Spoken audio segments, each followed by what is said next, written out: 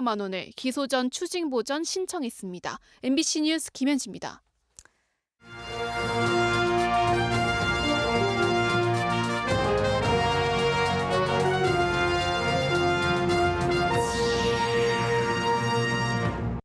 올해 충북에만 32억 마리의 꿀벌이 폐사하거나 사라졌습니다.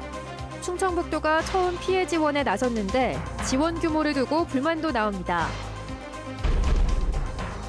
폭우 때마다 사람이 맨홀로 빠지는 사고가 잇따르자 충북에도 맨홀 안에 추락 방지 시설이 도입됐습니다.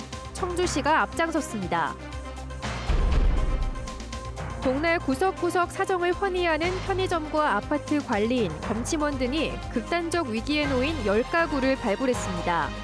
청주시의 명예사회복지 공무원 제도가 빛을 냈습니다. 시청자 여러분 안녕하십니까? 계속해서 충북 소식입니다. 지난 봄에 발생한 꿀벌 집단 실종 사건의 피해 규모가 충북에서만 32억 마리를 넘었습니다. 법적 보상 대상이 아니어서 정부 대신 지자체가 예산을 쪼개 지원하고 있는데 농가에서는 언발의 오줌 누기라는 볼멘 소리가 나옵니다. 정재영 기자입니다. 월동에 들어갔던 꿀벌이 흔적도 없이 사라지거나 폐사한 채 발견되는 꿀벌 집단 실종 사건. 충북 양봉 농가들도 피하지 못했습니다. 조사 결과 지난해 겨울부터 올해 봄 사이 1,600곳이 넘는 분해 양봉 농가가 크고 작은 피해를 입은 걸로 집계됐습니다. 월동 전 48억 마리를 넘었던 꿀벌이 봄이 되자 전체의 44%밖에 남지 않은 겁니다. 사라진 꿀벌은 무려 32억 1,092만 마리. 월동 시기 이상 고온 등의 영향과 꿀벌 해충인 응애의 확산 등이 원인으로 분석됐습니다. 일부 농가의 응애 방제 미흡과 약재 내성이 생긴 응애 확산, 그리고 잦은 약재 사용으로 인한 꿀벌의 세약을 주로 추정을 하고 있습니다. 농업재해에 해당하지 않아 정부 보상을 받을 수 없고 가축보험 구제 대상도 아닌 꿀벌 실종. 충청북도는 시군과 함께 피해 농가가 벌을 다시 사들일 수 있도록 구매비의 절반인 12억 5천만 원을 지원하기로 했습니다. 나머지 절반을 농가가 부담해도 피해 규모의 6% 수준인 2억 마리밖에 살 수 없는 금액입니다. 경남 등 다른 지자체 사례를 들어 최소 50억 원 지원을 요구했던 지역 양봉협회가 볼멘 소리를 하는 이유입니다. 우리 양봉농가에서 볼 적에는 생색내기다. 피해 입은 거에 대하면 터무니가 없죠. 다른 시도에 대해서도 터무니가 없죠. 뭐 보탬이 조금 되겠지만 큰 보탬이 안 되니까 속상하죠. 지원 시기도 채밀기인 5, 6월이 거의 다 지나 너무 늦었다는 지적도 있습니다. 충청북도는 채밀기에 맞춰 자비로 이미 벌을 사온 농가도 소급해서 지원이 가능하다고 설명했습니다. 또 피해 규모에 비해 부족하긴 하지만 어려운 농가를 돕기 위한 예산으로 보상이 아니라는 점을 분명히 했습니다. 입식비 지원 사업은 보상 성격이 아니라 양봉산업의 정상화를 이끄는 최소한의 마중물이라고 생각해 주셨으면 합니다. 여기에 이미 사료와 화분, 방제비 등 57억 원을 지원했다고 밝힌 충청북도. 최근에 만든 청주 유채꽃밭과 미동산 수목원 등의 조성 중인 밀원 단지도 회복에 도움이 될 것이라고 덧붙였습니다. MBC 뉴스 정재영입니다. 지난 11일 충북 중북부를 중심으로 한 우박 피해 면적이 300헥타르를 넘어섰습니다.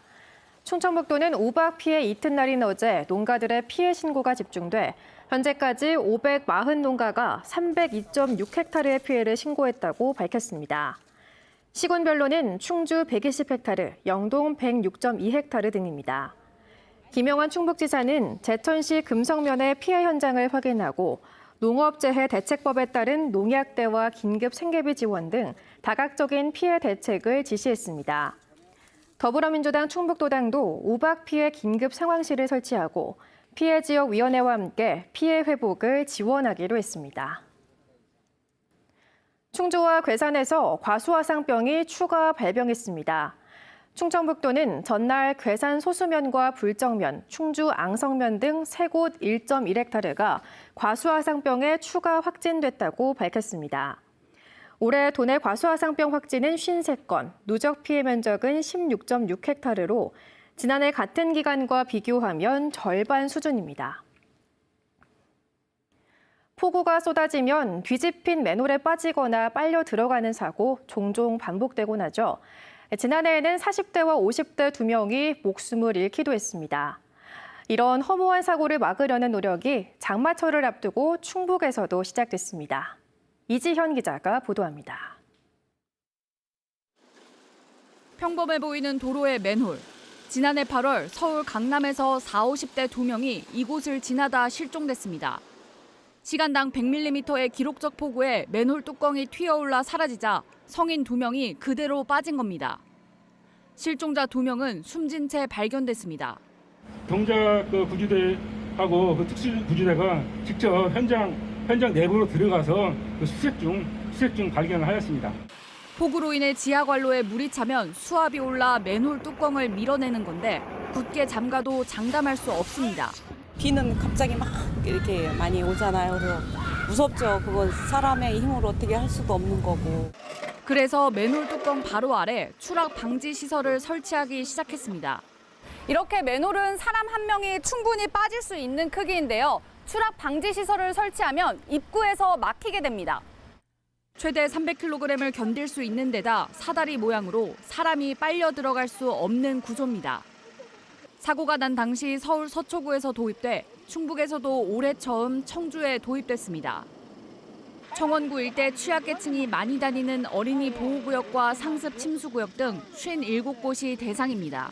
강우 강도가 워낙 센 비가 많이 오다 보니까 예전과는 다르게 맨홀 열림 현상이 좀 덜 많이 발생이 되고 있어서 충청북도는 청주를 비롯해 제천 등 도내 맨홀에 추락 방지 시설을 확대 설치하는 방안을 검토하고 있습니다. MBC 뉴스 이지연입니다. 취약계층이 보내는 위기 신호를 알아채지 못한 수원 세모녀 사건이나 신촌 모녀 사건, 최근엔 성남 모녀 사건까지 다시는 이런 일이 없어야 할 텐데요. 하지만 정부나 자치단체가 이 위기 가구를 일일이 찾아내기란 쉽지 않습니다. 청주시가 지난해부터 동네 이웃을 통해 위기 가구 찾기 사업을 시작했습니다. 김영일 기자입니다. 지난 2월 경기도 성남의 한 다세대 주택에서 70대 어머니와 40대 딸이 숨진 채 발견됐습니다. 생활고를 비관한 것으로 추정되는데 방 안에서는 폐를 끼치고 싶지 않고 집주인에게 미안하다는 유서도 발견됐습니다. 2014년 송파 세모녀 사건 이후 위기가구에 대한 다양한 지원 대책이 마련됐지만 소용이 없었습니다. 차시에서도 주소 거소불명 불명자로 돼 있다고. 현실적으로 공무원들이 생활고를 겪고 있는 위기가구를 일일이 찾아내 지원하기도 어려운 상황입니다. 이런 문제를 해결하기 위해 청주시가 지난해 11월부터 편의점과 아파트 관리사무소, 미용실과 업무 협약을 체결했습니다. 자치단체의 손길이 닿지 않는 어려운 이웃들을 복지제도와 연결해줄 1,800여 명을 명예사회복지 공무원으로 위촉한 겁니다. 행색이 허름하시거나 또 이제 돈을 꺼낼 때 종이봉투에서 돈을 꺼내신 분들은 거의 다 즉석식품이나 이런 바로 식생활을 할 수 있는 그런 물품을 하신 분들을 좀 연계를 해주. 이들이 찾아낸 청주 지역 위기가구는 10가구 정도.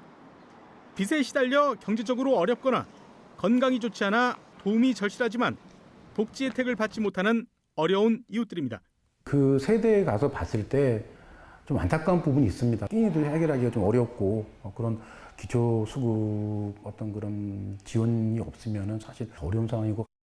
지난해 주변 사람들과 단절된 채 홀로 쓸쓸하게 세상을 등진 사람이 청주에서만 무려 69명.